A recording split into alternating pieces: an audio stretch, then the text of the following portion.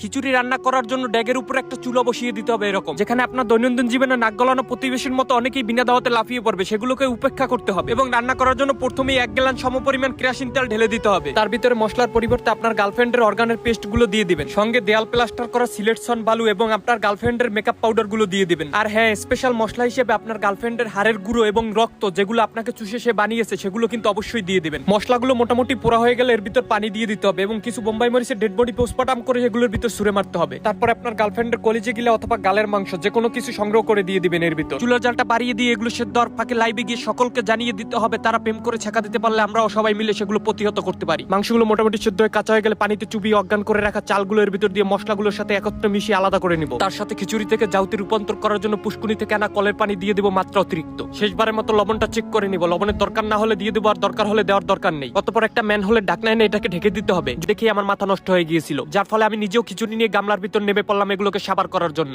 এগুলো কান দিয়ে খাওয়ার পরে আপনি 2-4-10টা গার্লফ্রেন্ডের শোক অনায়াসে ভুলে গিয়ে পানি খেয়ে ফেলবেন এরকম এক বালতি নিজের অজান্তেই। তো জীবনে একবার হলো এরকম একটা খিচুড়ি রান্না করে খাওয়ার অনুরোধ রইল এবং মেনশন করুন সেই ব্যক্তিকে যার অর্গান দিয়ে আপনি এরকম একটা খিচুড়ি রান্না করতে চান।